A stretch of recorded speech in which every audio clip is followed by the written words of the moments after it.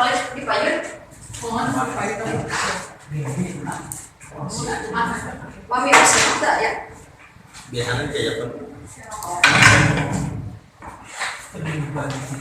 Bisa dong. Serompet. Materinya biasa gitu. Ini dicetak. Iya.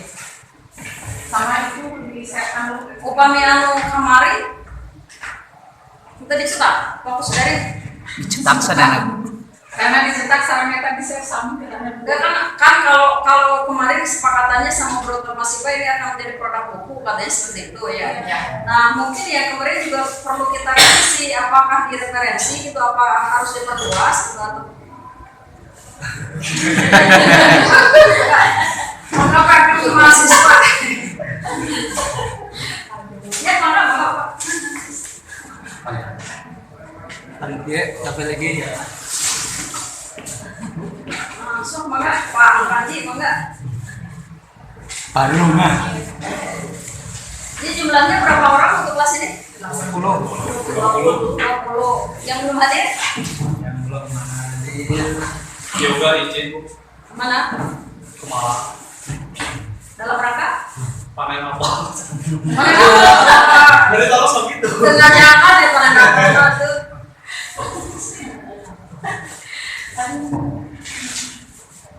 Jadi sebelumnya yang mau izin ya untuk ini kan karena ini harus jadi buku katanya ya.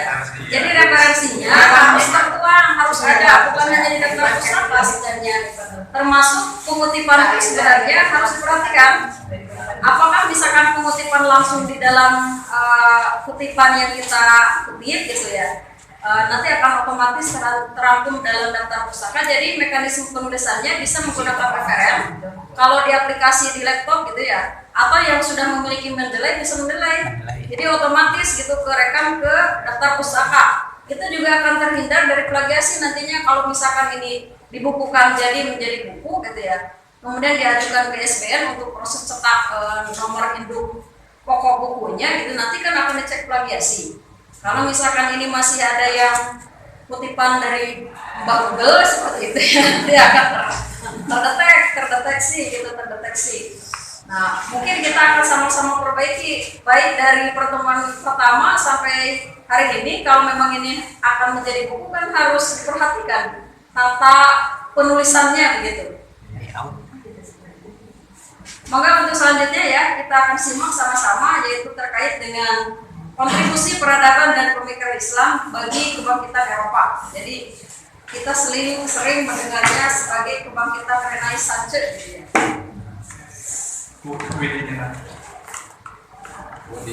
Maka Bismillahirrahmanirrahim. Bapak nggak ditampilkan di situ Pak? Ada ini Pak Hendra.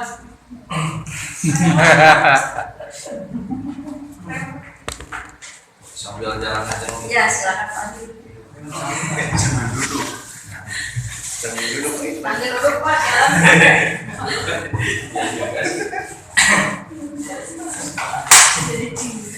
Assalamualaikum warahmatullahi wabarakatuh. Bismillah, alhamdulillah, sallallahu alaihi wa rasulillah wa ala alihi wa sahbihi wa mawala. Allahumma sholli wa sallim wa barik ala sayyidina Muhammad wa ala ali sayyidina Muhammad. Ibu dosen yang kami hormati, juga tidak lupa kepada rekan-rekan seperjuangan.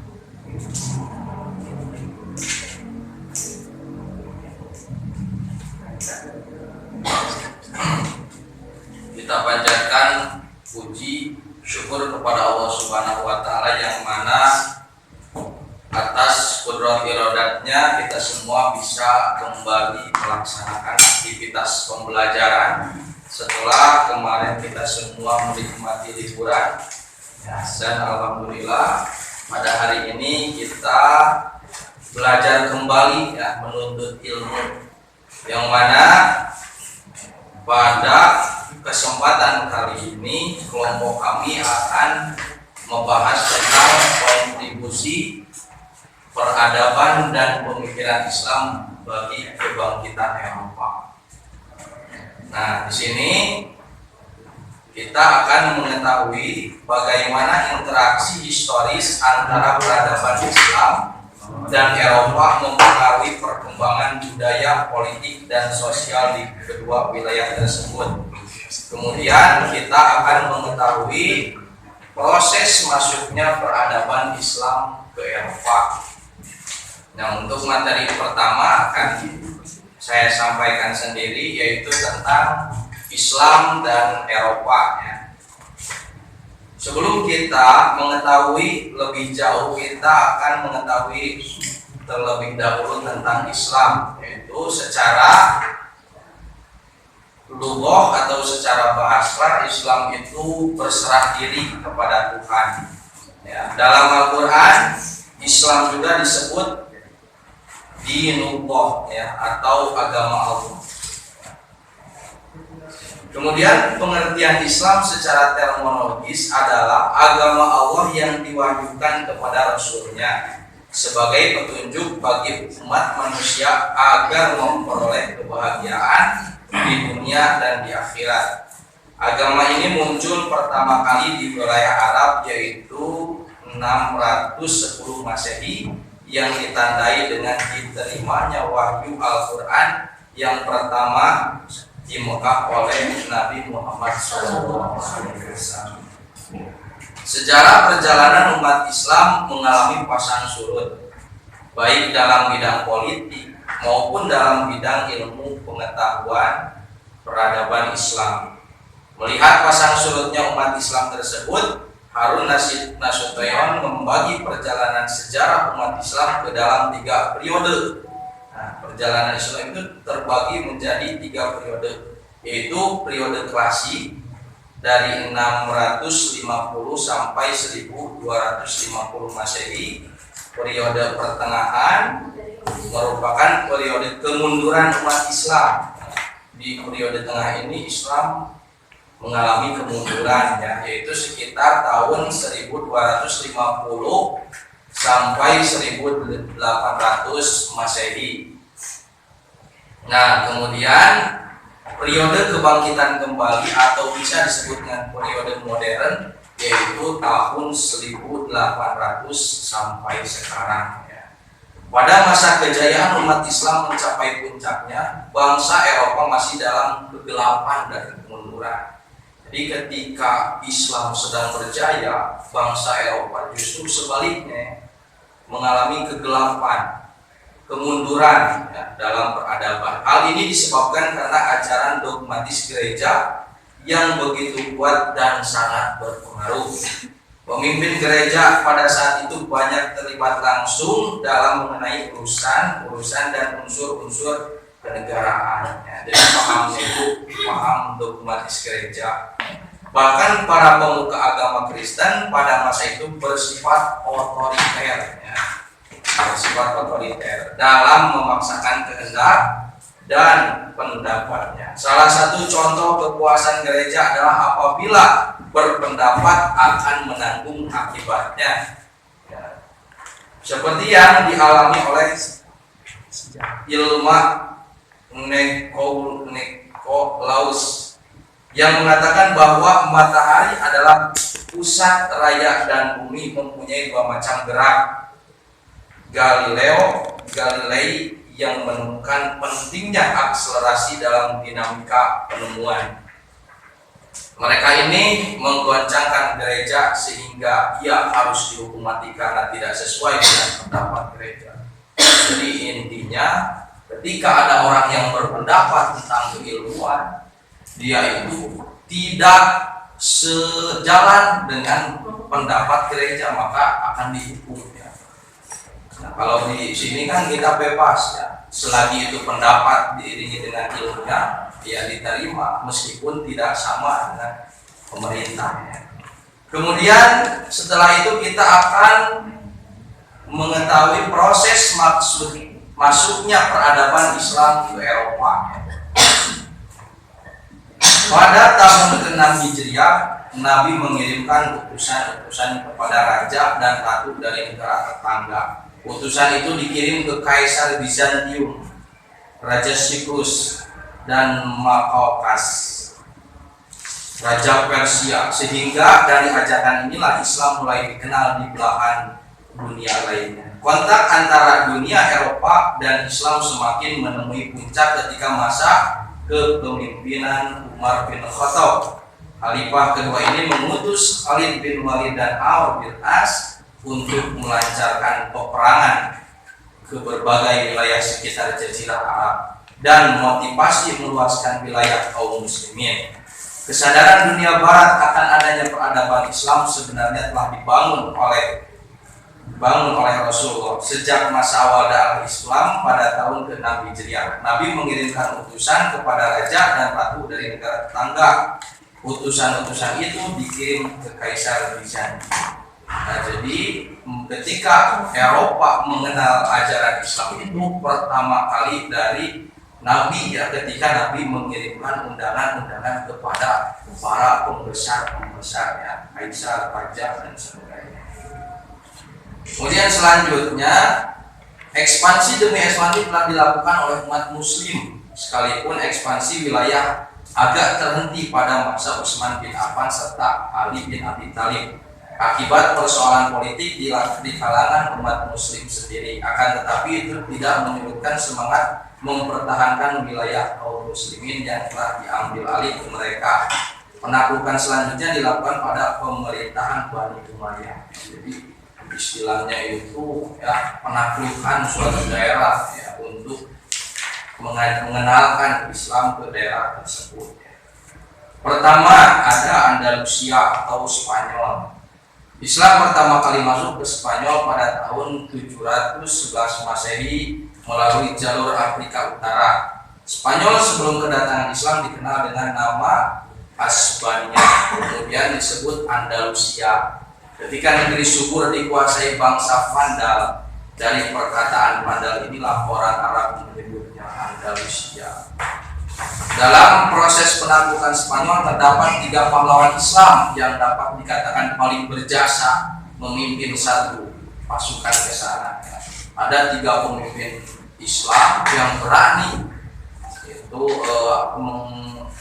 menjajah, ya, daerah Spanyol.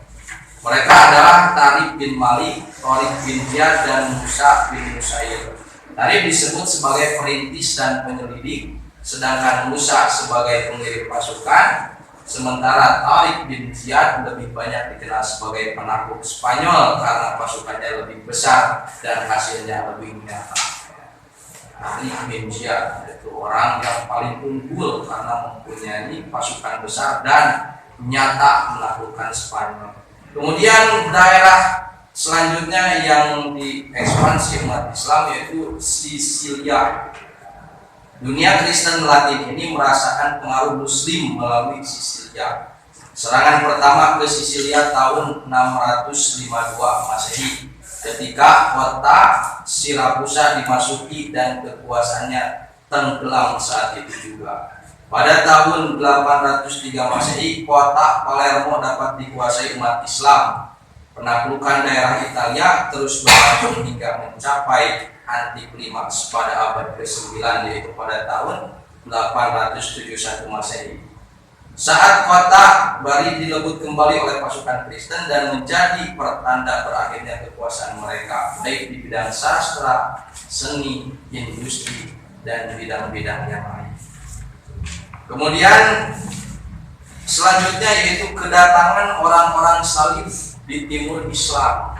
Jadi selain Islam yang datang ke daerah lain, ada juga dari tentara salib yang datang ke daerah Islam. Invasi atas Spanyol dan Sisilia memberi arti bahwa suatu waktu Islam hadir di daerah pinggiran Kristen Latin. Namun demikian, invasi tersebut memunculkan reaksi gerakan perang salib abad ke-11. Selama perang salib ini telah mengakibatkan terjadi tukar-menukar pengaruh budaya di antara mereka, atau lebih tepatnya penerimaan orang-orang Eropa atas corak-corak kebudayaan Islam. Jadi pengaruh dari perang salib juga itu mengakibatkan pengaruh budaya, ya, kepada bangsa Eropa. Kemudian pengaruh peradaban Islam di dunia Barat. Dengan kedatangan Islam ke Spanyol merubah tatanan baru dan pencerahan terhadap bangsa Eropa dengan sebuah peradaban baru, yakni peradaban Islam yang dibawa oleh bangsa Arab dan masuk melalui Spanyol. Karenanya sulit dipungkiri kemajuan Eropa tidak bisa dilepaskan dari pemerintah Islam dan Spanyol. Jadi ketika ada Islam ke daerah Spanyol, maka pemerintahan juga maju ya. Maju karena kata tadi kemajuan Eropa tidak bisa dilepaskan dari pemerintah Islam dan Spanyol. Mungkin itulah yang dapat kami sampaikan. Untuk materi selanjutnya akan disampaikan oleh Ibu Yoyo, padanya kami persilahkan. Bismillahirrahmanirrahim. Profesor yang berkontribusi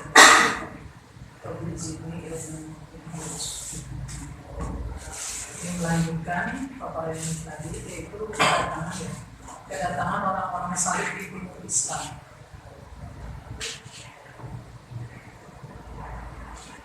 Invasi atau Spanyol dan Sisilia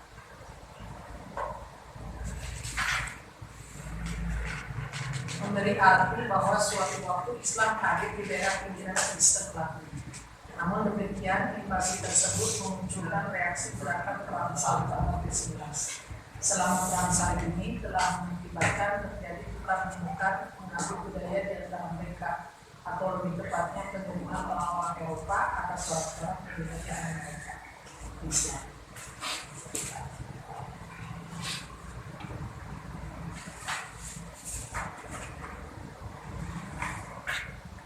Pengaruh masuknya Islam ke Eropa, satu itu dipengaruhi dengan intelektual, yang kedua adalah sains, musik dan kesenian, juga bahasa dan sastra.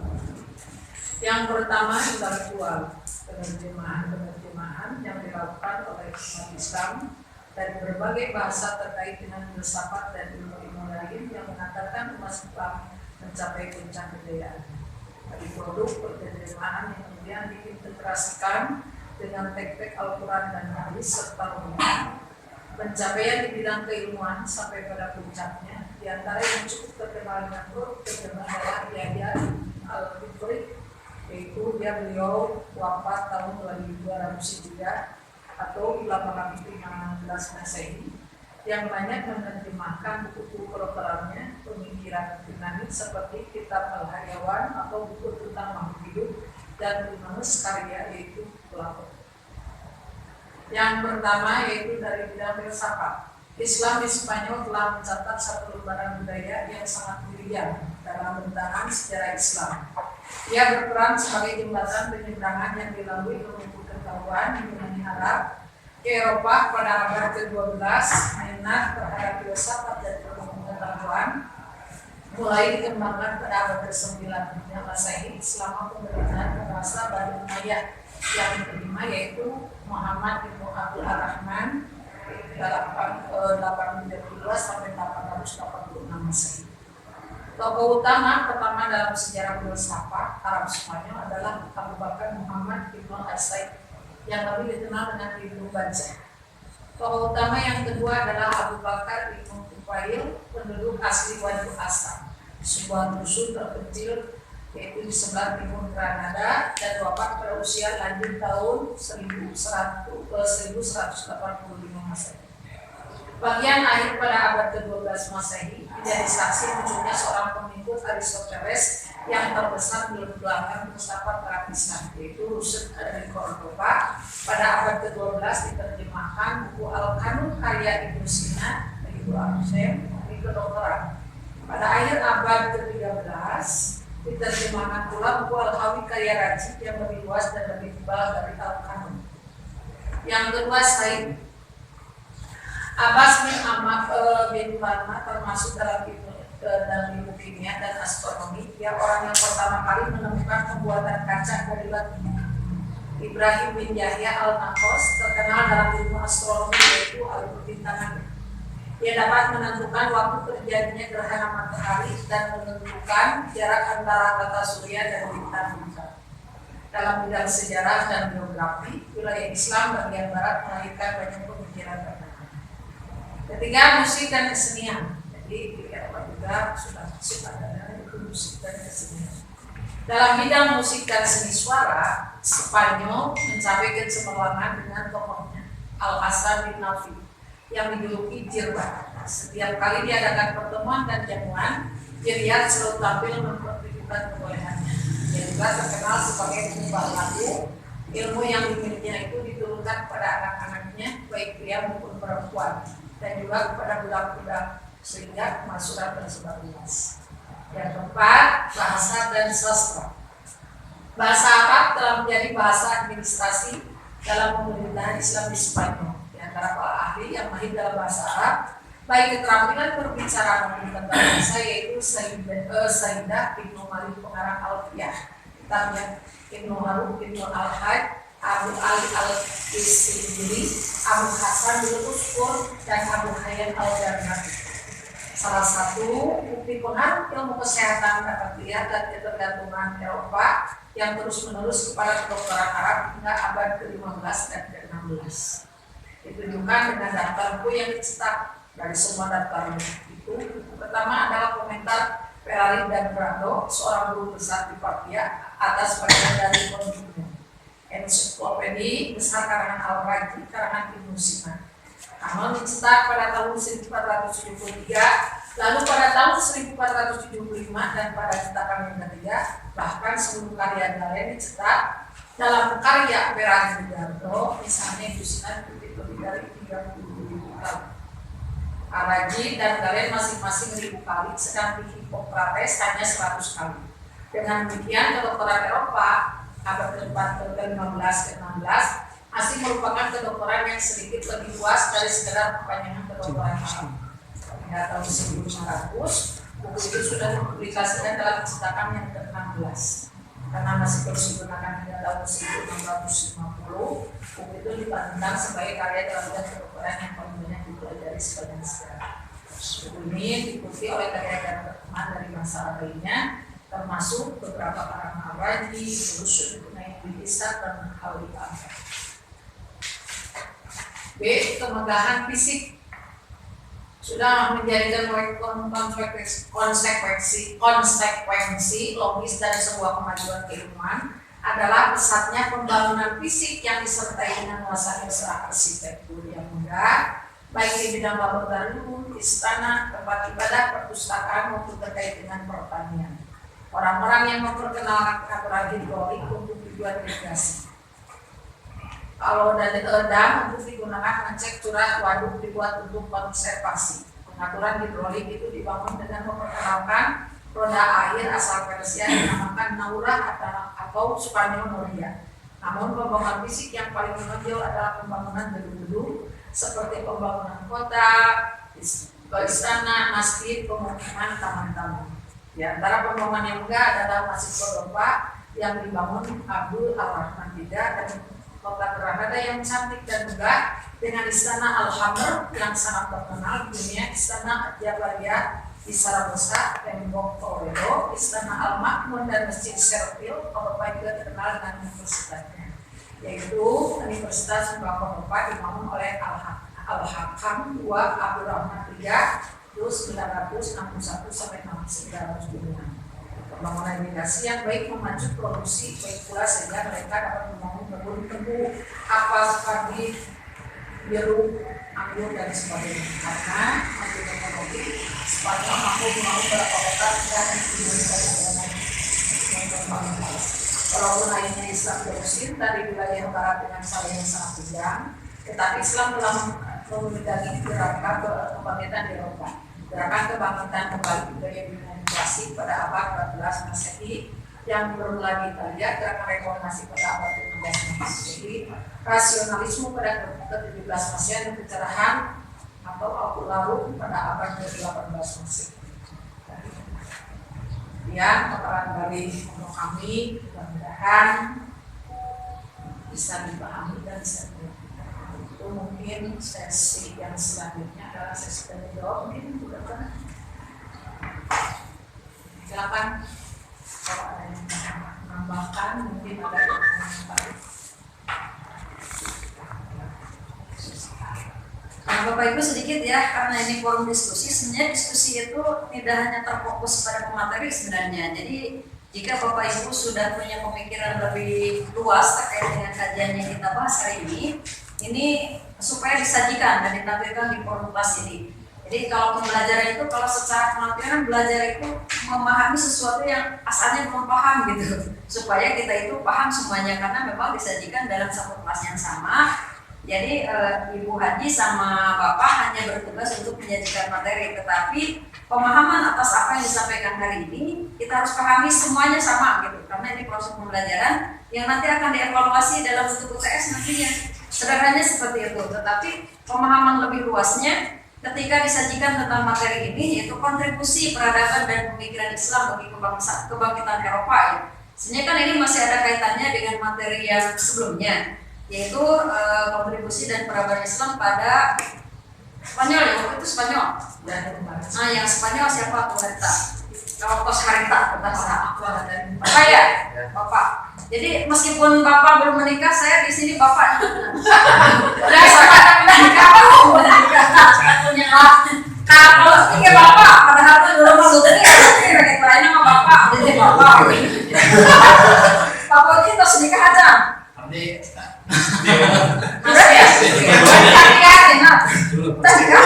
Ya pokoknya Bapak ya nama Bapak. Karena sudah jenjang S2, jadi saya Bapak Ibu nyebutnya gitu. Ini masih bujangan Bu? Bujangan, alhamdulillah. Bujangan. Nah, baik Bapak Ibu, hari ini berkesempatan untuk diskusi ya. Jadi sesi ini adalah sesi diskusi, gitu ya, sesi diskusi. Kalau mau bertanya, mau menanggapi, menambahkan silakan. Diskusi itu bukan hanya bertanya sebenarnya, tapi menanggapi, menambahkan silakan. Soal absen mana pada di absen hiji. Besok itu apanya? Kalau kita di absen ada luas kan. Absen. Cenghar tetapi. Data cenghar gitunya. Tadi kan menyimak pemaparan gitu ya. Apakah sudah terlalu mengerti gitu ya? Apa terlalu sulit dipahami karena banyak. Kalau fakta dan sejarah itu kan banyak hal yang harus diingat ya. Nama, kejadian, tahun, apa yang terjadi di sana gitu ya. Boro-boro begitu kok.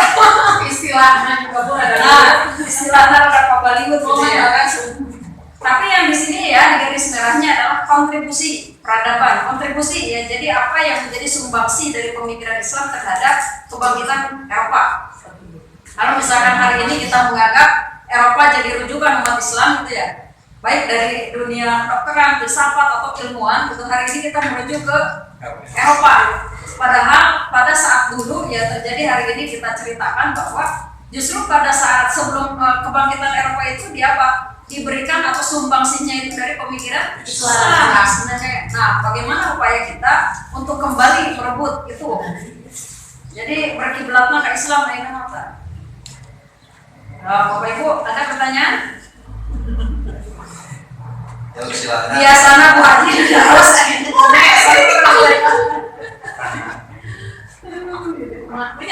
sok Pak Haji atau Pak Haji?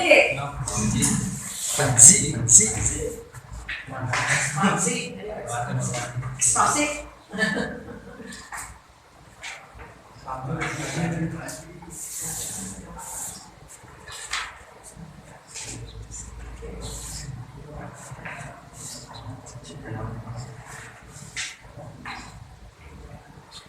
Absen sudah diisi semuanya? Sedang menjadi. Ya silakan rekan-rekan buat ada yang mau menanggapi, menambahkan, bertanya nggak apa-apa. Bertanya nggak apa-apa sih. Itu biar suasana kelasnya jadi mana? Nah, gitu Pak. Masih iris mas sebentar. Ilham, Pak Ilham atau sekarang Pak Ilham. Kayaknya terlena karena libur Bu, jadi Lusium.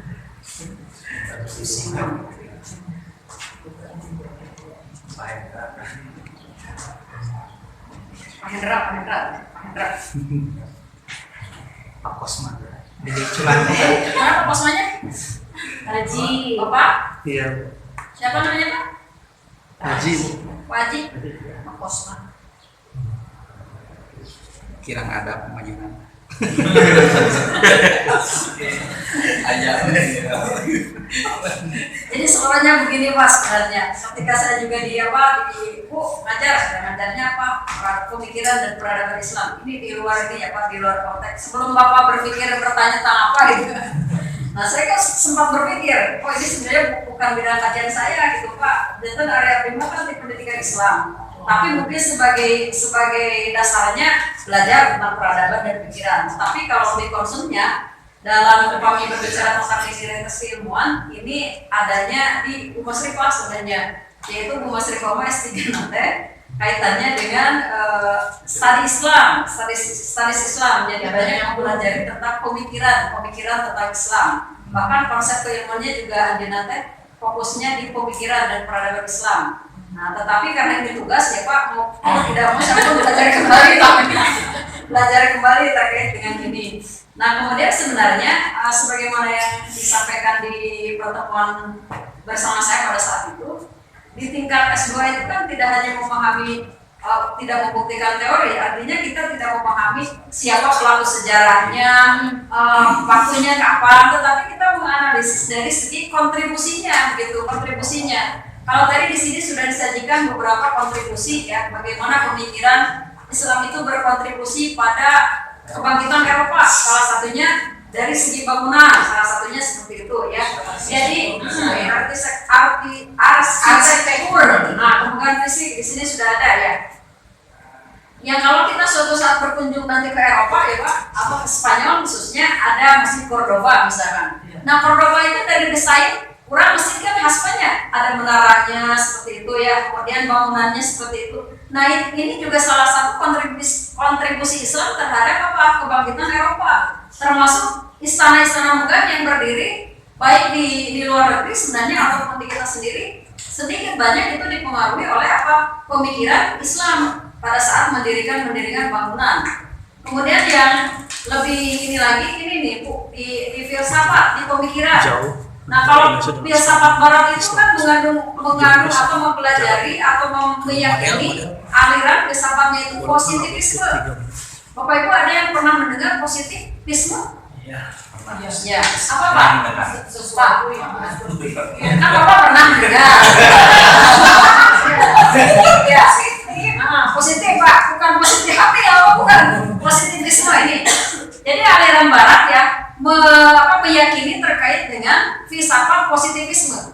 Artinya aliran filsafat yang mengatakan atau menyatakan bahwa pengetahuan yang benar itu hanya berasal dari ilmu dan tidak berkaitan dengan metafisik.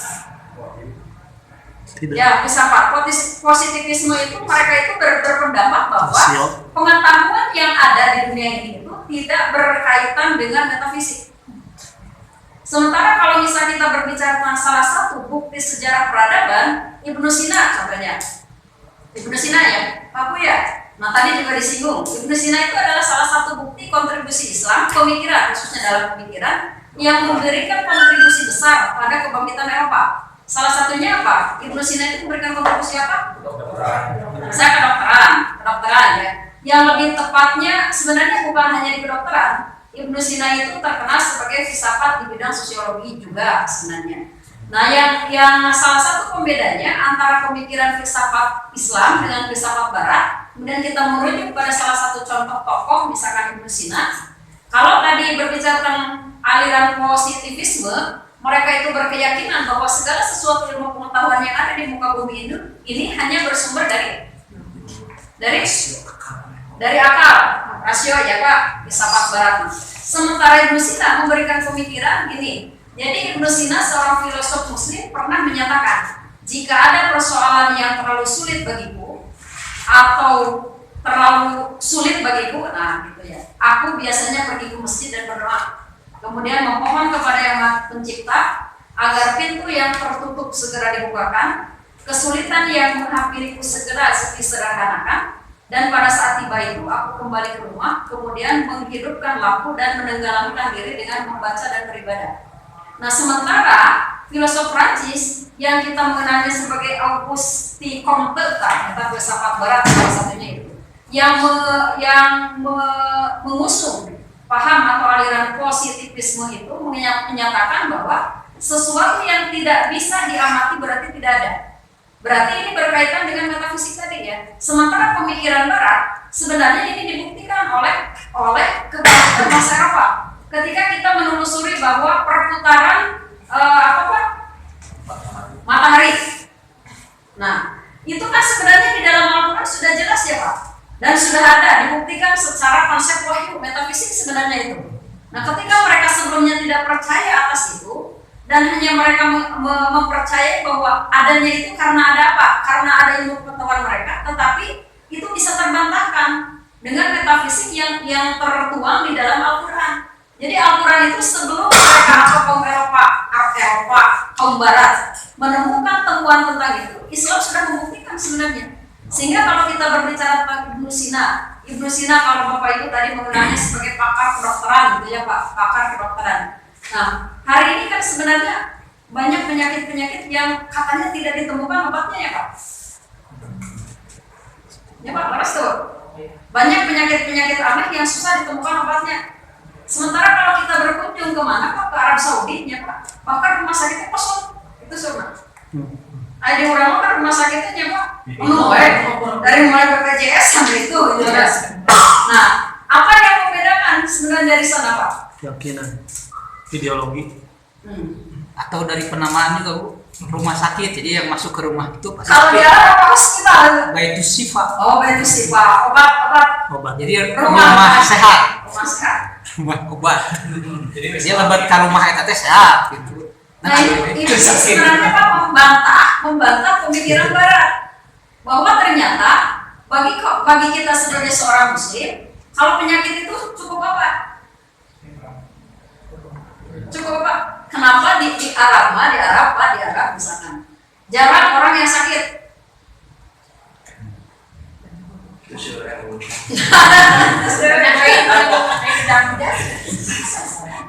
Ada air jam-jam ya. atau mungkin Bu begitu ya, mungkin ya, ada keterkaitan dengan tadi jawaban saya ideologi, paham ya, yang mengedukasi kepada pemikiran orang-orang di Arab. Sepertinya hadis Nabi menyebutkan setiap penyakit itu ada obatnya, dan obat yang paling utama adalah beristighfar, ya, gitu kan? Mungkin ya ideologi yang dibangun, edukasi yang dibangun di Saudi Arabia itu seperti itu, maka menjadi ideologi ataupun pemikiran seperti itu mungkin orang-orang. Nah, ini ya Pak, tadi yang kaitannya dengan positivisme itu kan terbantahkan dengan yang tadi metafisik Pak sebenarnya. Nah, bagi mereka yang mempercayai bahwa istighfar adalah obat yang mujarab untuk menyakiti segala penyakit yang ada dalam tubuh kita, gitu ya Pak. Nah, sementara bagi positivisme, bagi kalangan Barat itu mereka berpikir obat itu harus apa? Harus ditelan gitu, harus ditelan gitu ya. Bahkan ini kan dibuktikan salah satunya ada salah satu tokoh penemu. Jadi di Jepang ada orang yang meneliti tentang keajaiban air Zam-Zam. Nah, kita mah kan tidak sampai meneliti itu, tapi percaya bahwa air Zam-Zam itu mendatangkan apa keberkahan, bisa menyembuhkan berbagai macam penyakit. Ternyata kaum Barat itu belum mempercayai hal itu jika belum dibuktikan. Maka dilakukan penelitian. Masaru Emoto namanya. Karena sains. Berpikir bahwa segala sesuatu itu harus dibuktikan secara keilmuan gitu. Mereka tidak percaya, orang sudah makan cenah itu percaya kan ya. Nah, bukan itu cenahan. Bupati mah nggak ngerti cenah ya. Ya dikit cenah cek beja. Itu mah ahlul cenah wal beja.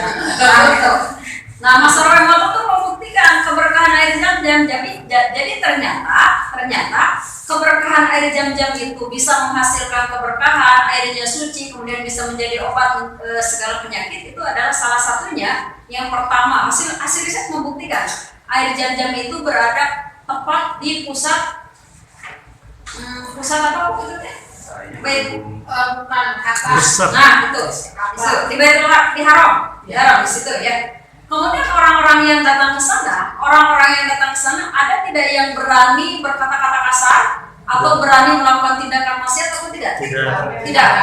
Selama ini orang yang datang mengunjungi Ka'bah itu ya hanya melafalkan tahmid, takbir, gitu ya. Tidak ada yang berani seorang pun mengatakan kata-kata kasar atau misalkan sembarang mengatakan apapun. Bahkan kita merasa takut untuk berkata-kata dan sebagainya, gitu ya. Sehingga ini adalah salah satu kenapa keberkahan air Zam-Zam itu ada.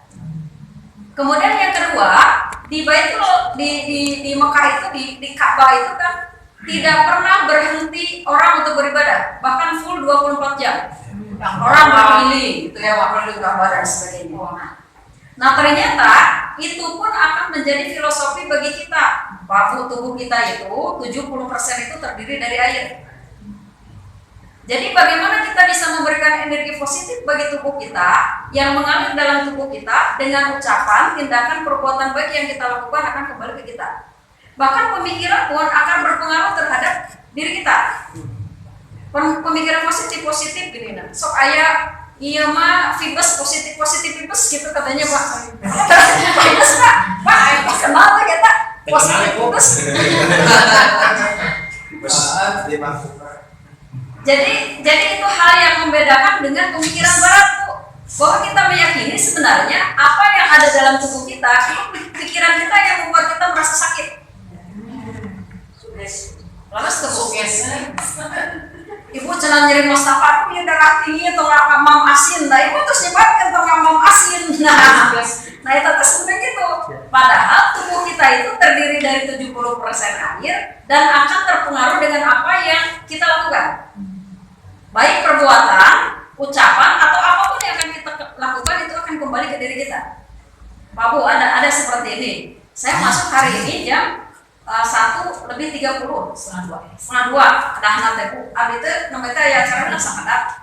Nah menurut Abi itu saya berkeyakinan saya tidak telat masuk ke kelas. Telat tidak pikir dia telat sekali. Nah itu termasuk positivisme sebenarnya. Abi emot Prof Dani Pasakja gitu.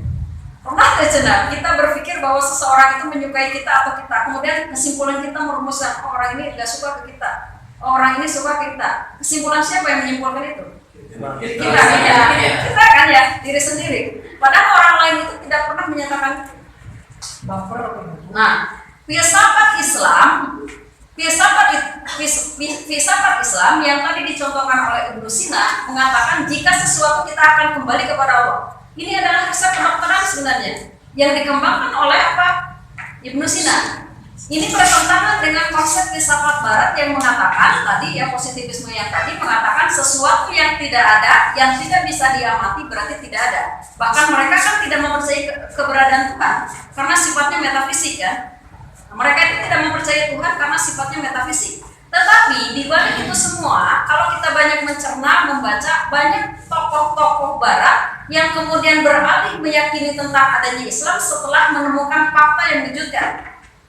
Contohnya misalkan tadi tentang perputaran siang dan malam. Islam sudah jauh-jauh hari mencantumkan dalam Al-Quran, tetapi bagi kita seorang Muslim pun tidak pernah menelisik lebih jauh kan punya fakta sayang yang sebenarnya.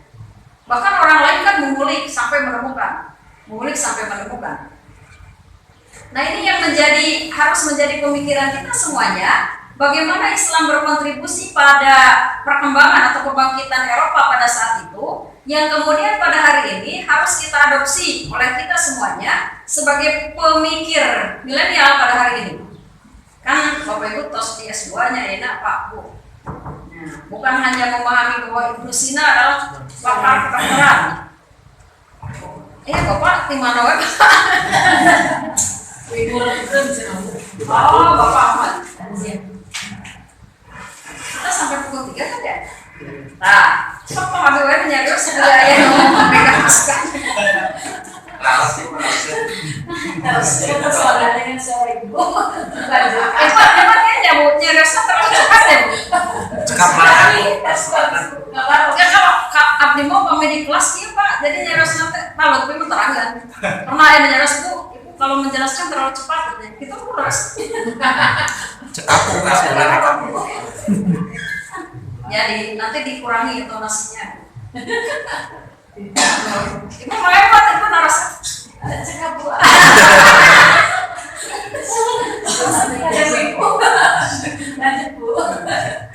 Nah baik Bapak Ibu kembali ya ke ini. Kalau saya tanya Bapak Ibu, kan Ibu tenonaros.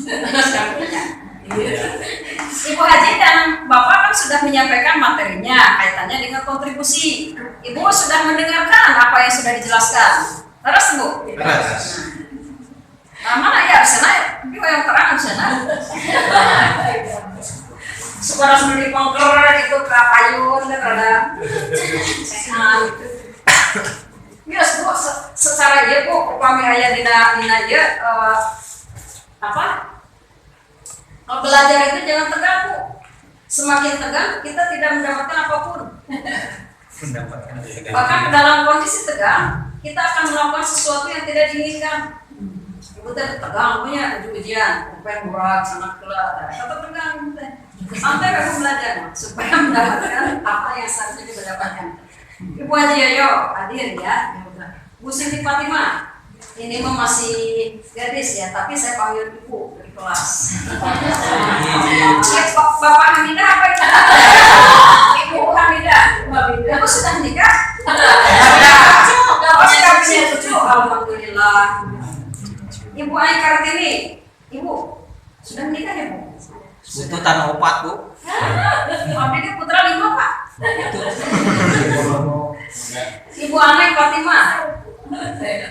Gadis. Ibu Anai. Ibu gadis. Gadis di kampus. Ibu Syifa. Ibu gadis. Loh, Ibu ya Bu di sini mah ya. Butuh Ibu Siti Fatimah ada 2. Ya, 2. Karena ada 9. Ibu Siti Fatimah yang mana? Karena sudah masuk. Sakit. Panji, Pak Panji Rinaldi. Pak Panji masih di Cilawu kan ya? Cilawu. Si gadis bergeser ya. Masih. Panji.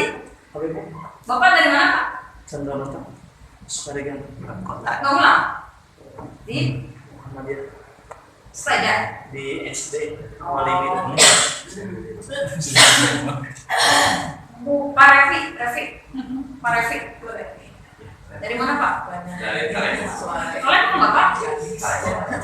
Sengaja kesini untuk melihat Bapak. Luar biasa perjalanan Bapak jihad ya Pak. Nginep di mana Pak? Pulang kali aja Bu, kebetulan di Semarang. Samaran. Tugas saja di Samaran. Di mana Pak? Di Semarang ya. SD. Pak Hendra. Hujan Pak. Buntutan. Ini Nur Rahman siapa aja? Pasep dari mana? Ada kodenya. Nah kodenya Ibu. Password. Passwordnya apa Pak? 29 Pesan pertama. Bapak ini apa ngajar di mana Pak? di pesantren Pesantren mana? Akapim. Nama saya Bu, anu ngandung kan. Bapak itu serius Pak. Iya. Pak Rona. Ibu Rona dari mana? Dari Surabaya. Ibu gadis Bu? Gadis. Ngajar di mana? Ngajarnya di versi sini. Tapi asli dari mana tadi? Di Sultan. Tinggal di Garut. Ya, di Sultan di Garut maksudnya di Sultan. Sama. Pak Muhammad Lutfi Firdaus. Ini owner ini apa? Pos jantan kepala sekolah? Kacang. Direktur Bu. Direktur. Apa yayasan? Fikri Fauzi Lutfi. Mana? Pak Haji. Pak Fikri izin Bu. Irfan, Pak Irfan. Bapak dari mana Pak? Semarang. Bapak di mana Pak? di Yayasan Arafah ya. Oh, yayasan. Website. Oh, alhamdulillah. Cocok kuliahnya di manajemen pendidikan. Insyaallah. Pak Diki. Pak Diki dari mana? Kenjing. Pak Kenjeng. Owner juga, pengelola lembaga pendidikan. Kepala sekolah. Kepala sekolah apa, Pak? Dasarnya Ali apa? Aulia Darussalam. Darussalam. Di Darussalam. Aulia Darussalam. Iya, maksudnya Pak Kenjengnya Darussalam gitu. Ayo Darussalam jadi Pak Kenjeng. Aulia Darussalam. Pak Diki ya, Pak Ilham. Ilham. Masih ngulang misalnya? Mutasi. Kemana? Sampai kamat diangkat Tiga K. Tiga K. Alhamdulillah. Era nyokon. Belum nikah ya? Belum. Masih belum. Masih punya. Coba. Saya tunjang. Ada jadi doa. Pak. Kita nikah. Bapak dari mana, Pak? Pak Kenjeng Sama. Sami Pesti sama Cai Sekarang juga ngajar di tempat yang sama. iya Tinggal sama oh beda bodohan Pak Yoga Nugraha. Ada ya? Nah, Pada apa? sekarang fokus ke materi kita, Bu, Pak. Kurang terusnya. Kan gini, Bu. Kalau kita belajar sesuatu, kita harus menghasilkan ilmunya, Bu. Bukan hanya sekedar Ibu Bapak datang ke kampus kan. Kalau tidak memahami apa yang disampaikan oleh kita hari ini. Nah, sayang kamu ya. Coba mulai karet ini. Bu, menurut Ibu kesimpulan materi yang kita bahas hari ini apa, Bu?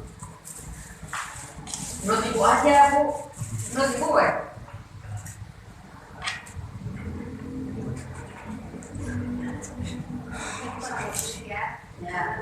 Ya, kurangnya dimaafkan. Lebihnya di amsulan. Kesimpulannya bahwa perkembangan Islam itu tidak hanya di negara timur, juga masuk ke negara Eropa, negara barat, artinya penyebaran perkembangan Islam ini tidak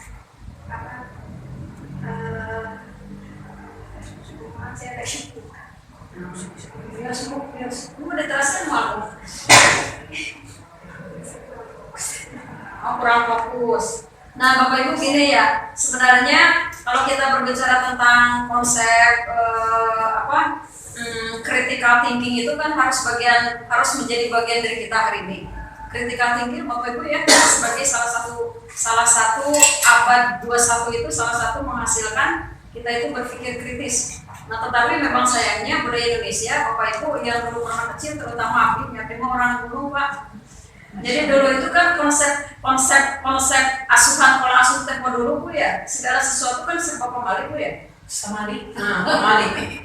Sehingga stigma berpikir kita itu sudah terbantahkan pada saat itu. Kita jangan menentang apapun, kita cukup menerima bahwa itu adalah konsep pembalik.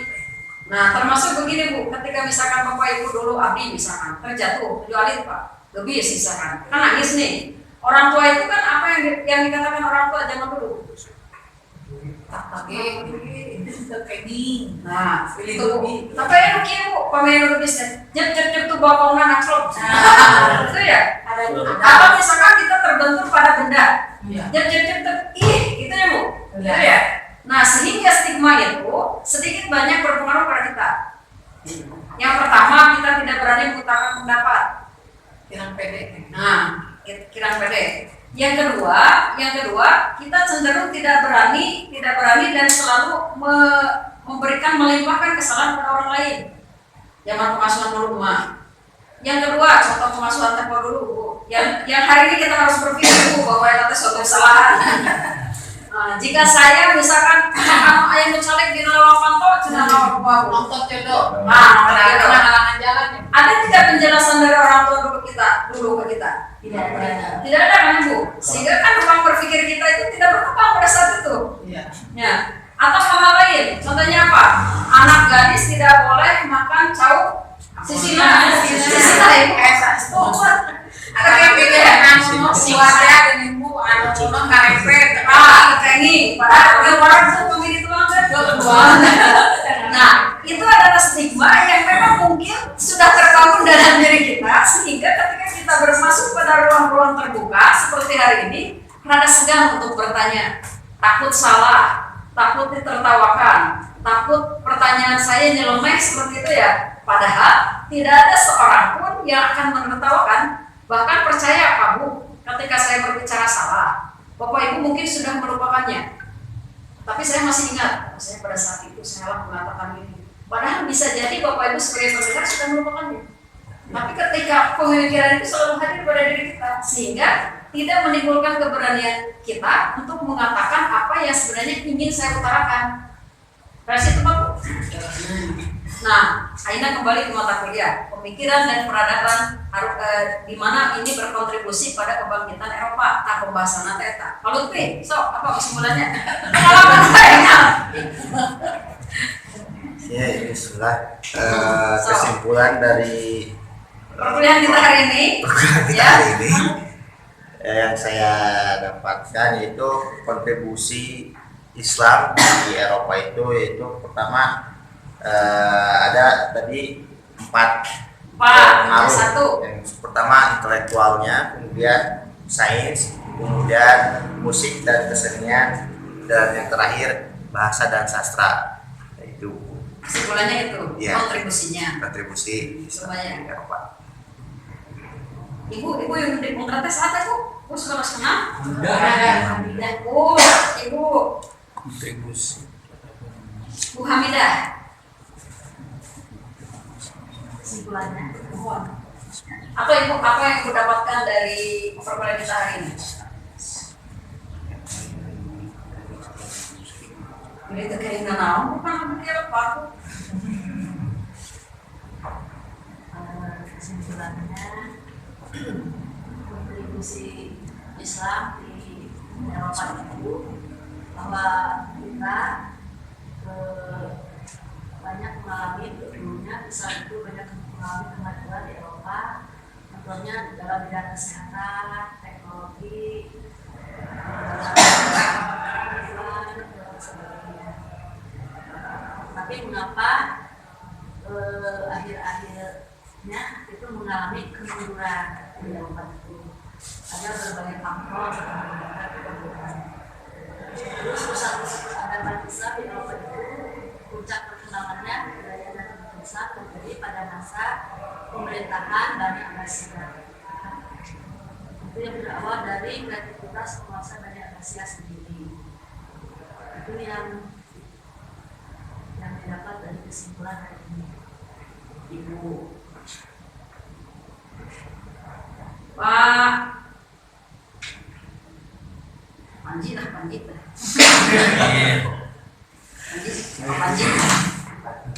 Badai Pancasila.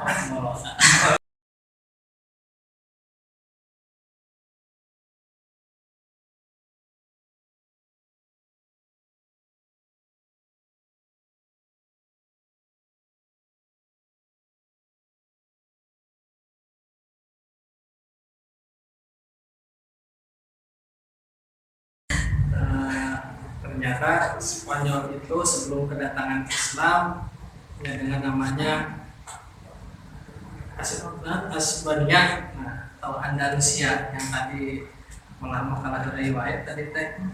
Kalau ini kan Andalusia anjen salira maneh gitu. Andalusia. Ya saya Andalusia. Kalau dia tulisan gitu. Ternyata Spanyol gitu ya.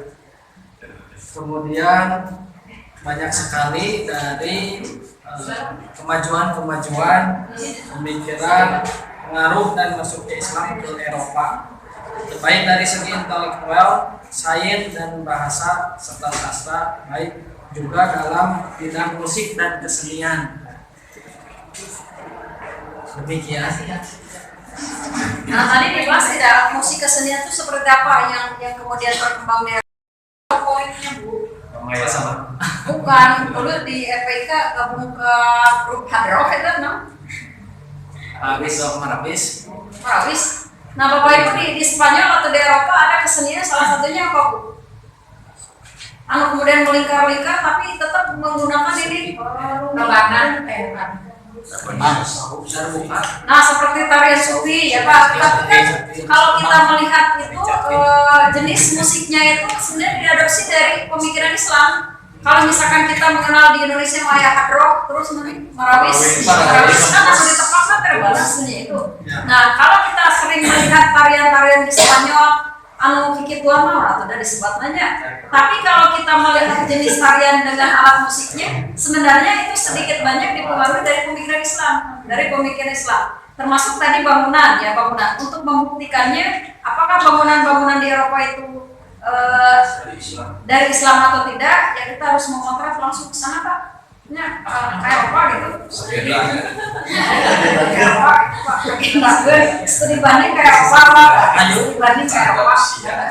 Nah, musik dan kesenian seperti itu. Kemudian pemegahan fisik tadi. Nah, yang menariknya itu adalah pemikiran filsafatnya tadi, filsafat. Jadi salah satu tokoh atau pemikiran. Jadi filsafat itu apa Pak? Bu, filsafat itu apa? Berpikir mendalam. Berpikir secara mendalam. Nah, pemikiran ini dipengaruhi oleh pemikiran Islam.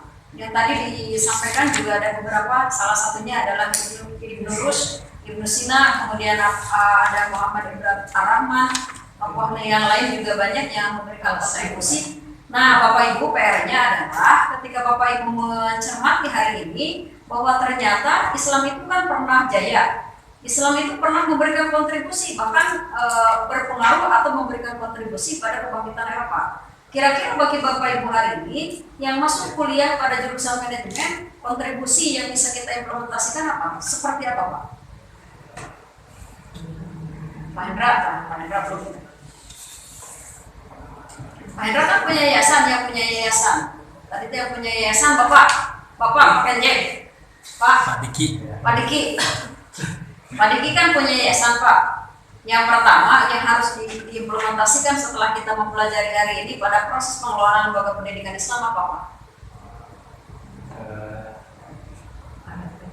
Yang bisa diambil dari tadi untuk khususnya untuk yayasan saya itu tentang ya keberhasilan kemajuan Islam dulu ternyata ya, bisa diterapkan untuk kemajuan di lembaga yang saya bisa angkat. Di antaranya yang pertama bisa diambil dari personal harus lebih ditingkatkan karena dulu selama itu pasti berawal dari personal yang baik, dari personal yang itu harus baik, meningkatkan kualitas baik itu yang berhubungan dengan ibadahnya maupun dengan ibadah hukum manusia. Kemudian dari segi keterbukaan, apalagi di zaman sekarang kita tidak boleh menutup kemajuan yang harus diikuti arusnya yang baik dan positif. Jangan sampai pemikiran yang dulu gitu ya. Harus yang dulu yang baik dipertahankan dan yang baru yang lebih baik itu harus diambil. Kemudian gitu aja Pak.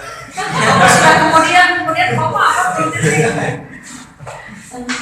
itu Nah, Pak mungkin ya yang bisa jadi masukan bagi kita sebagai pengelola lembaga pendidikan Islam kaitannya dengan pemikiran filsafat tadi. Kalau kita mencontoh kepada Ibnu Sina tadi bahwa segala sesuatu dikembalikan kepada Allah, maka orientasi dari pendidikan kita itu tidak hanya mencetak bagaimana mencerdaskan anak bangsa Pak, tetapi kita juga harus memberikan penguatan terkait dengan aspek keimanannya, bahwa segala sesuatu permasalahan yang ada di muka bumi ini tidak bisa kita hindarkan, pasti ada ya Pak. Karena sejatinya orang hidup itu bermasalah sebenarnya. Tetapi ada orang yang tidak bisa menyelesaikan masalah, akhirnya depresi karena jauh dari Tuhannya. Salah satunya itu. Maka tugas lembaga pendidikan Islam, khususnya pengelola lembaga pendidikan yang punya kebijakan untuk kemudian mengimplementasikan bagaimana membuat program sekolah Pak, membuat program sekolah bukan hanya bagaimana kita bisa menghantarkan peserta didik itu mencapai nilai yang unggul gitu ya, tetapi bagaimana bisa menghadirkan nilai-nilai ketuhanan dalam dirinya, Pak. Nah, untuk itu mungkin perlu dilakukan program-program yang disusun secara terperinci di sekolah atau membuat kurikulum yang di dalamnya mendesain bagaimana pola-pola pendekatan terhadap Tuhannya. Ada salah satu lembaga pendidikan Islam, Pak, sebelum seperti tadi kan, Bu, kata Ibu tadi jawabannya saya kurang fokus, Bu, gitu ya, Bu ya, gitu ya. Nah, ternyata ada di salah satu sekolah, Pak, lembaga pendidikan gitu ya, sebelum masuk ke sekolah tuh, sebelum belajar pendidikan formal mereka akan dikirim di masjid, jadi semacam di ruqyah, Pak, gitu, atau kalau istilahnya di hipnoterapi. Kalau kita mengenal hipnoterapi, Ari upami di dunia kejahatan bukan hipnotis. Tapi ada dalam yang bisa kita kembangkan itu hipnoterapi. Salah satunya dalam mengosongkan pemikiran siswa-siswa kita untuk menghadirkan Allah dalam dirinya. Ketika dalam belajar pun dia pertama sudah fokus ya, kemudian yang kedua bisa menghadirkan Allah dalam dirinya. Nah, bagaimana caranya? Sebenarnya hipnoterapi itu banyak caranya dan ragamnya, Pak. Nah, ini adalah salah satu, Pak, kesimpulan yang bisa kita ambil, kemudian kita implementasikan kaitannya dengan relevansi bidang ilmu kita, yaitu sebagai manajemen, leader pengelola lembaga pendidikan. Bagi Bapak Ibu yang hari ini berkiprah sebagai seorang guru, bagaimana Bu? Saya kan tidak punya kebijakan, tidak bisa melakukan suatu kebijakan dan sebagainya. Bapak Ibu guru kan ketika di kelas, Bapak Ibu leader, upami di kelas gitu ya. Nah, salah satunya adalah kita memberikan dulu, jadi upami ngaulang teh langsung. Kami misalkan Bapak ngajarkan matematika, langsung mengajarkan hiji kali dua, tetapi menghadirkan dulu Allah dalam dirinya begitu. Nah, sebagaimana yang diusung oleh Ibnu Sina tadi, ketika apapun dia datang dulu ke masjid, kemudian berdoa, meminta sesuatu yang sulit supaya dimudahkan, meminta sesuatu yang yang menurut pandangan manusia sukar disederhanakan gitu ya. Kemudian kembali untuk mempelajari secara konsep teori. Nah, ada Pak di sekolah mah ayah sebelum ke sekolah teh bicara keula jalan-jalan, kemudian melihat dulu ke atas hanya 5 detik melihat ke atas dan membayangkan bagaimana kebesaran Allah gitu. Jadi ninggal we kalau ya Allah Gusti eta langit teh di luhurnya kumaha eta naon teh semua tihangan gitu ya. Nah, itu teh diresapi dan setiap saat. Kemudian berterima kasih atas dirinya, terima kasih pada diri sendiri, menghadirkan Al-Fatihah untuk dirinya dan sebagainya. Nah, hipnoterapi ini sebenarnya sesuatu yang bisa dipelajari sebenarnya. Kalau misalkan digunakan untuk hal yang negatif ya bisa negatif, hipnotis orang, Bu ya, Ibu gitu seperti itu ya. Tapi kalau ternyata ilmu itu digunakan untuk sesuatu yang positif. Bahkan di beberapa lembaga pesantren itu kan digunakan, Pak. Contohnya misalkan di Suryalaya, banyak orang-orang yang cenderungan gadget atau misalkan obat-obatan terlarang, narkoba. Nah, salah satu terapinya adalah dengan hipnoterapi. Tapi hipnotis apa? Dia dikembalikan dulu ke alam bawah sadarnya, kemudian dia diutarakan dengan hal yang positif, siapa kamu tugas di dunia itu apa, kembalinya akan kemana, ingat di dunia itu tugas kamu itu apa. Apakah narkoba selamanya membahagiakan kamu? Apakah narkoba adalah jalan pintas? Apakah narkoba menyelesaikan masalah atau tidak? Salah satu yang dilakukan adalah itu. Setelah itu, seperti di Suryalaya, setelah dilakukan hipnoterapi apa yang dilakukan? Anu dikira kata Pak, namanya di Suryalaya? Toriko, anu zikir anu kituan teh anu sampaikan ke dia itu buat berdarah tarekat ya, tarekat itu tarekat ya. Kalau di Suryalaya terkenal apa ya nominalnya? Nah, di Suryalaya salah satunya itu adalah hipnoterapi itu sudah masuk di dunia pesantren dan itu dilakukan untuk mengembalikan dulu alam sadarnya. Ada di sekolah sederhana, upami di Cipari, di Cipari. Jadi upami murah kali teh sekolah teh, upami diajar akidah akhlak misalkan tidak semuanya harus di kelas. Mereka dibawa keluar, dipakai aja kan serkuan banyak. Nah, itu jadi potensi untuk belajar sebenarnya, untuk mengkolaborasikan dan kita mengkontribusi atau mengadopsi pemikiran-pemikiran filsafat Islam pada dunia kita. Karena upami kita mendoktrin anak tuh malu Pak. Mendoktrin anak langsung misalkan, kamu gak boleh begini, kamu harus begini, harus begitu kan malu Pak. Dan penguatan nilai-nilai keagamaan atau keimanan penting bagi seorang anak. Dalam lembaga pendidikan Islam terutama ya yang hari ini kita kelola dan kita mengajar di lembaga-lembaga pendidikan, kemudian mengadopsi tadi kontribusi Islam terhadap pemikiran-pemikiran Islam yang kemudian dikembangkan merupakan kontribusi ke Eropa. Kenapa kita tidak adopsi itu hari ini? Bukan hanya di aspek bangunan, bangunan mah setiap yayasan punya keterbatasan sebenarnya ya. Upami mengadopsi bangunan, tapi kalau kita mengadopsi pemikiran itu tidak sulit sebenarnya. Termasuk kita memberikan keterbukaan pada peserta didik. Hari orang Islam harus terbuka atas pemikiran, berpikir kritis, critical thinking. Gitu ya. Nah Bapak Ibu, abdi teh nyarios wae nya itu biasa Bapak Ibu. Nah aku jantan ke air menaros.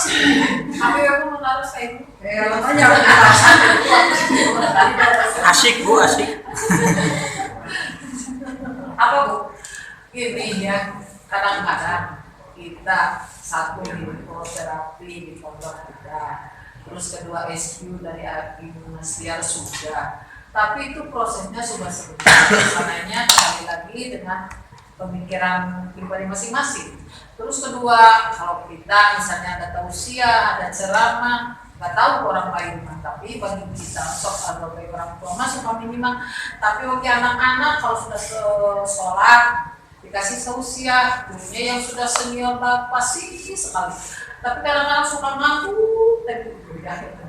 Yang keduanya kadang-kadang apa yang diajarkan orang yang cerdas tersebut dalam bidang agama kita tidak mengerti. Misalnya begini, kita mengijazakan rumah mobil tuh kadang-kadang ada yang nggak tahu, mungkin karena itu tadi ada dengan pemikiran kita bakal mengambil lagi kepada Allah. Itu apa yang menjadi kendala tersebut? kenapa dampaknya hanya sesaat? Kenapa dampaknya sesaat?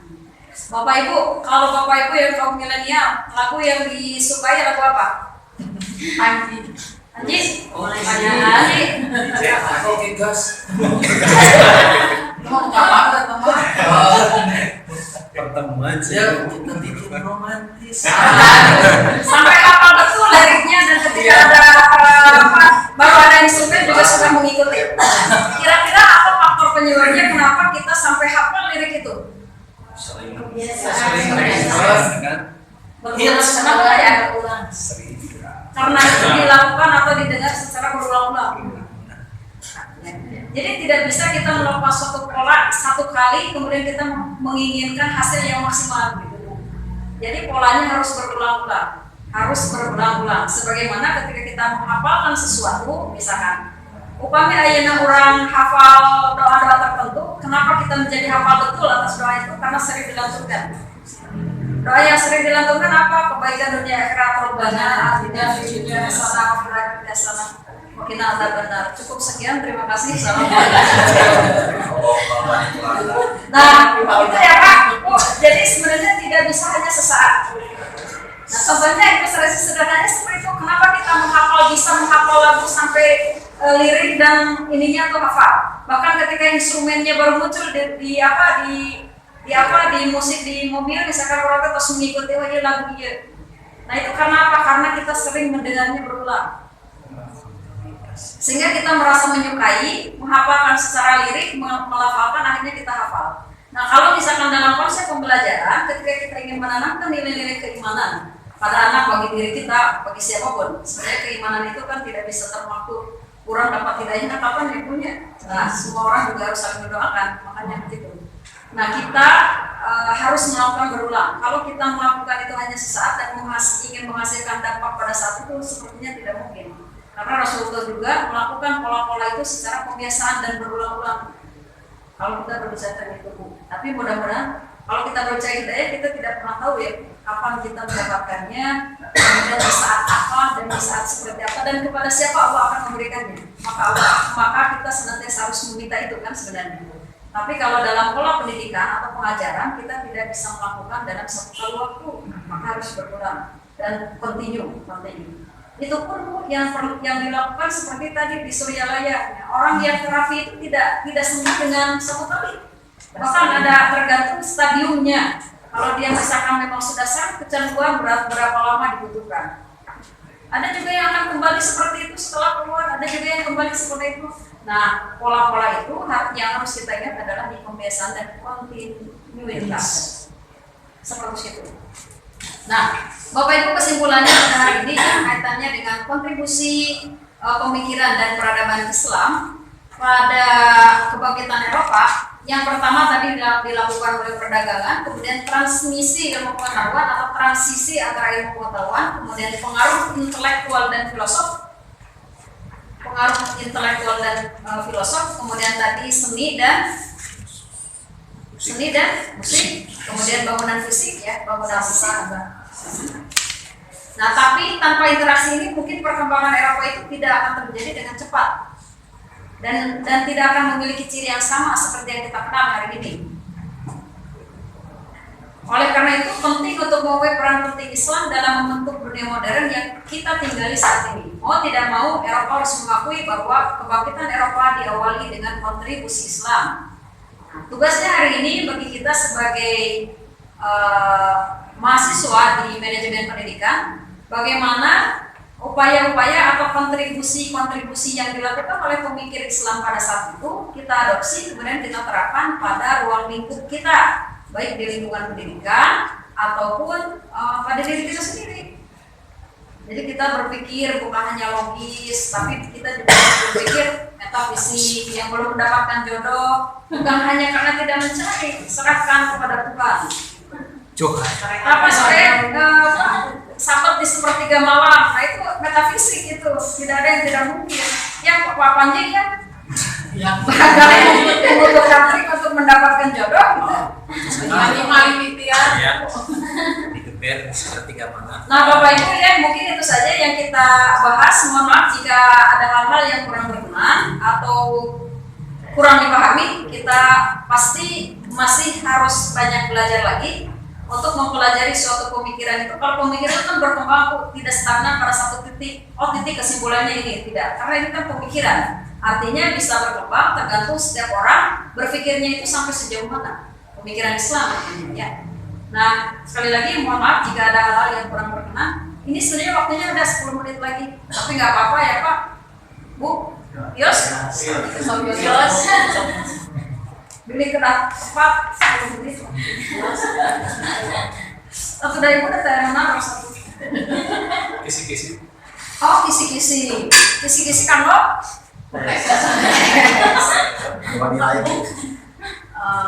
Jadi kemarin tuh pihak akademik meminta soal, Bu, kirimkan soal KUTS, tapi ternyata kan yang banyak masuk kan Bu Dr. Mas Irfan ya? Iya. Kemarin, Pak Bete, komunikasi deh, Bu Dokter, ya UTS cuma bias Pak Abdi, jadi ada tiga kisi-kisi ya teh, ayana di Bu Dr. Mas Irfan. Nah silakan aja kalau mau minta kisi-kisi ke beliau. Soalnya beliau kita cengol soal nanti nawan. Nah, tapi kalau misalkan kita berbicara apa soal UTS, pasti tidak akan keluar dari substansi materi yang dipelajari. Tapi sekali lagi ya, karena peradaban dan pemikiran banyak hal yang harus diingat, nyapa ya? Mungkin Bapak hafal teori itu, peradaban Islam itu, tokoh nasaha gitu ya.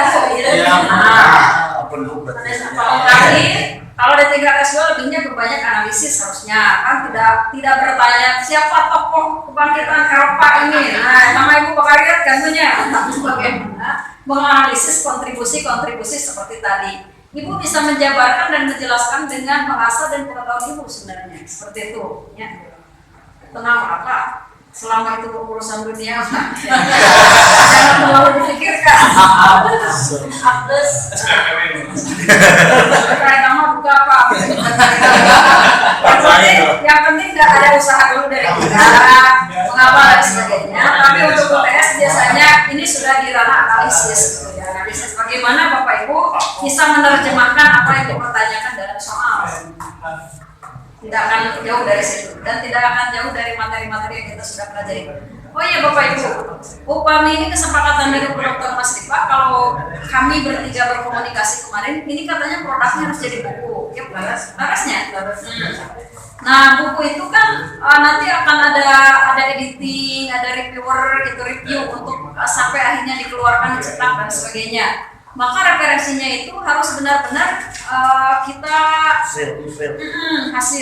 hasil penelusuran dari buku, sumbernya mana gitu dan sebagainya. Nah Bu, Ibu sama Pak Irfan ini referensinya dari mana? Dari jurnal sama buku. Jurnal. Nah, jurnal sama buku bagus Pak. Nah, tapi saya nama ini termuat di dia dina isina Pak. Jadi hanya mengubah teknik penulisan sebenarnya. Jadi di laptop Bapak Ibu sebenarnya ada referen Pak, referen gitu ya.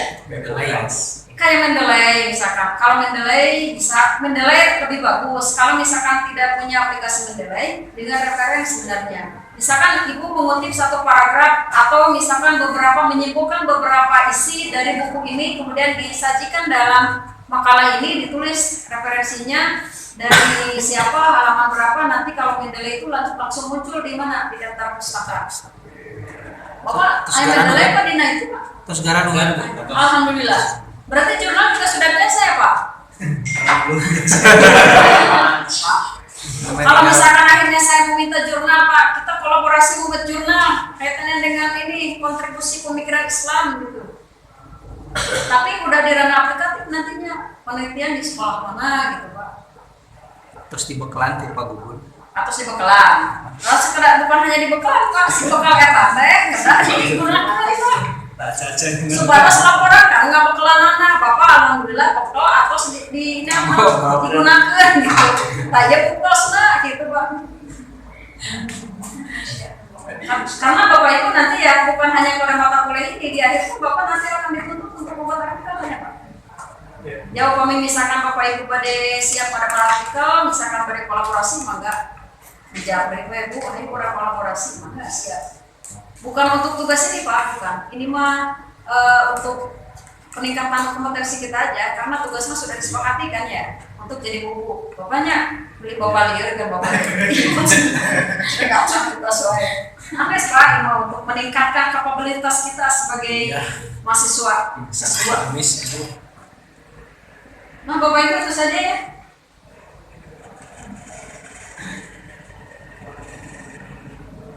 Dari pertemuan 1 ke 2 ininya Pak, untuk dia tuh ayo menghimpunnya siapa? Yang menghimpunnya siapa, yang mengumpulkannya? Oh, enggak. Bu, izin saya menyampaikan informasi. Tadi kiraan paus Mahalite hanya sekedar mengumpulkan saja, kemudian disusun dari bab 1 sampai terakhir, tidak sampai ke penulisan dengan benar dan sebagainya. Untuk sementara ini bab itu dibimbing dari bab awal sampai terakhir sudah disampaikan. Belum ada kesepakatan. Belum ada kesepakatan. Jadi kalau begitu kita harus benar-benar siapa yang sudah itunya gitu. Nah, baru mungkin dari terlalu sederhananya hanya menimbun saja setiap kelompok dan sudah disampaikan ke Dr. Dan insya Allah hari ini disampaikan ke Ibu izin. Nah kalau misalkan disampaikan dari bab 1 ke bab 5 itu kan sudah setelah ke Dr. Mas Ipa. Semuanya sudah Bu dari awal sampai sampai bab 5. Terakhir sampai akhir. Ya, sampai akhir sudah. Oh sampai akhir sudah. Iya, sudah. Berarti ini Dr. Mas Ipa pada editing punya banget. Apa proses namanya? Masih kan ke akhir bukan?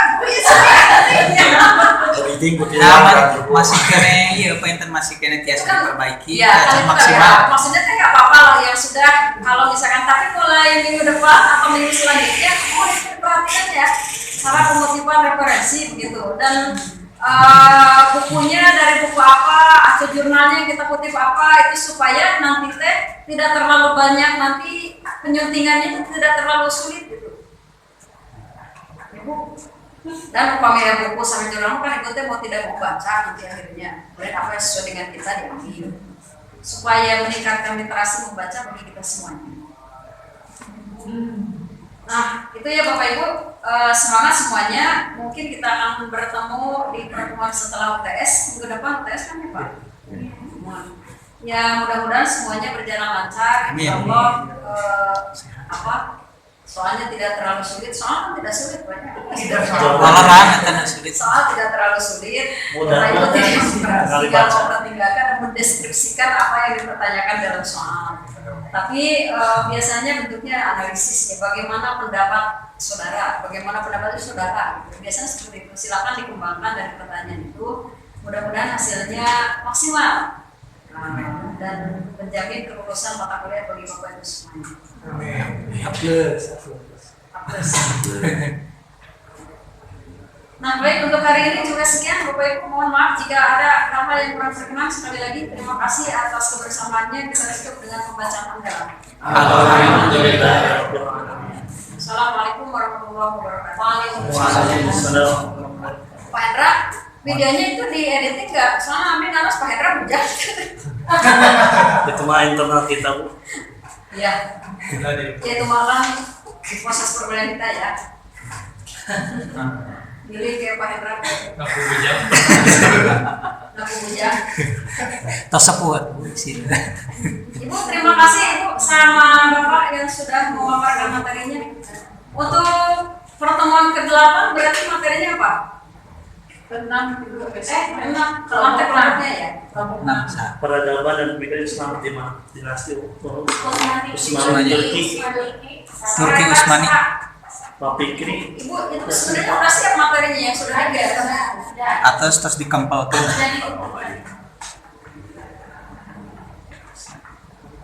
Bacaan penyempurnaan kecuali terus tapil. Baru 2 yang mau berikan. Ini absen sudah semuanya? Aja absen dicenak deh.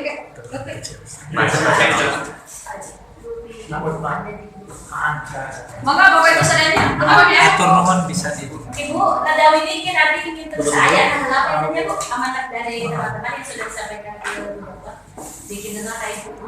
Tapi beda dipilih Bu. Maksudnya teh kesesuaian dengan format buku. Kita kan harus melihat apa ini misalkan mau publishnya di penerbit mana kan gitu. Kalau misalkan kita merujuk pada penerbitan tertentu, kita juga harus menyesuaikan penulisannya. Ada yang penulisannya meminta footnote Bu di bawah gitu ya. Ada yang melampirkan ya beda-beda sih Bu, tergantung penerbitnya nantinya kan ya. Maka pada ditinggalkan nanti kok di sana. Digital ya Bu saya. Maka teman. Ya mah dalam namanya ujratnya makalah digabung. Ya, jerat makanya. Terus ada ketentuan kan, misalkan dalam satu bab itu harus ada berapa halaman itu tergantung penerbit nantinya kan. Kalau misalkan ini dalam satu ini misalkan itu kan diambilnya berapa di pembahasan Bu ya, berarti 3 dan misalkan baru 5 halaman ternyata harus 10 halaman minimalnya berarti harus ditambahkan. Itu ya Bu. Mangga selainnya mangga. Siap.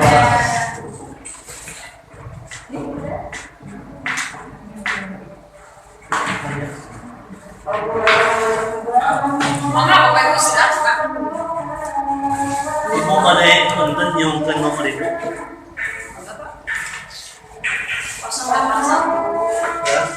32 32 34 20 34 Ibu pamit ke aku, betul lah kita naik ke grup mata kuliah. Udah kan ya? Hampir itu sudah buka. Oh iya atas. Atas sampai. Jangan upami anu di pertemuan kemarin. Tadi kan ningannya kebetulan materinya. Tapi yang sebelum-sebelumnya kan apa yang nggak mau dulu. Jangan Bapak sudah. Saya